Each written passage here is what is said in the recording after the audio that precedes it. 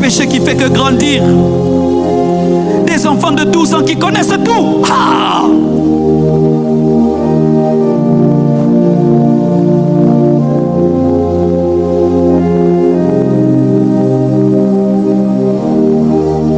Des enfants de 12 ans mais qui connaissent tout. Des divorces partout. Les gens se suicident. Mais l'Église se contente des miettes. D'avoir des bons cultes. D'avoir des bons cultes. D'avoir des bons cultes. Pensez-vous que Jésus est mort pour qu'on n'ait que des bons cultes? Il a dit, allez, faites de toutes les nations mes disciples. Faites que le monde entier sache que je suis mort et que je suis ressuscité. Si ce n'est pas ça le leitmotiv de ta vie, tu es à côté. À côté. À côté.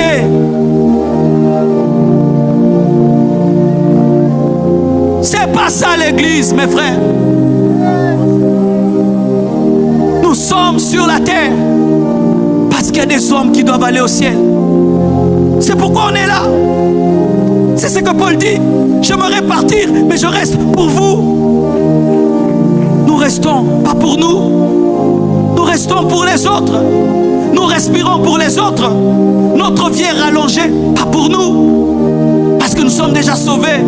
Notre vie est rallongée tous les jours pour les païens. Chaque fois que tu fêtes ton anniversaire, c'est grâce aux païens. Et ces païens, tu t'en occupes. Tu leur as parlé de Dieu. Tu parles de politique avec eux. Tu parles de football avec eux. Et tu les laisses dans le péché. Comment tu peux avoir la solution qui peut les sauver? Mais tu parles de PSG. Laisse les autres parler de PSG. Toi, tu as un mandat supérieur.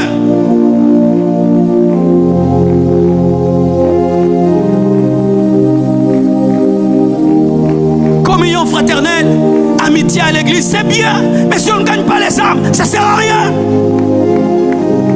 Ça ne sert à rien. Nos bénédictions ne servent à rien si les âmes ne sont pas sauvées. Notre argent ne sert à rien. Nos mariages ne servent à rien.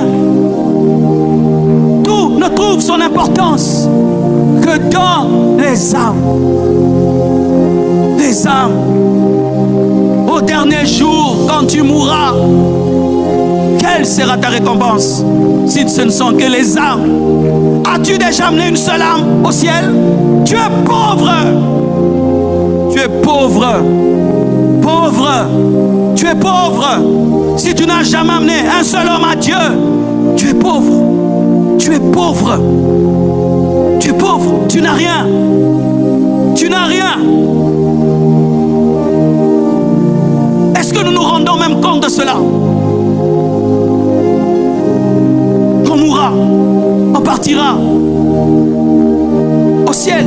La récompense de Maman Blanche, ce sont les âmes qu'elle a gagnées. Les âmes. Les âmes. Les âmes. Rien que les âmes. Et toi, tu vis pour l'argent. Tu vis pour la gloire.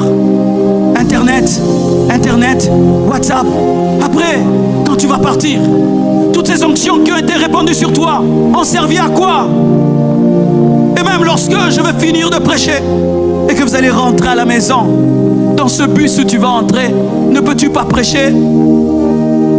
Cette moto que tu vas utiliser, ne peux-tu pas prêcher à ce Wewa? Le taxi dans lequel tu vas entrer, ne peux-tu pas prêcher au taximan?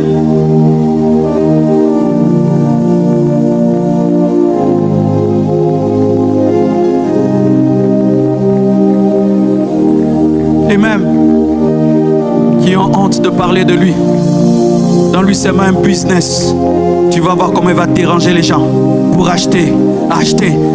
C'est un produit ceci, c'est un produit cela. Mais quand c'est Jésus qui est gratuit.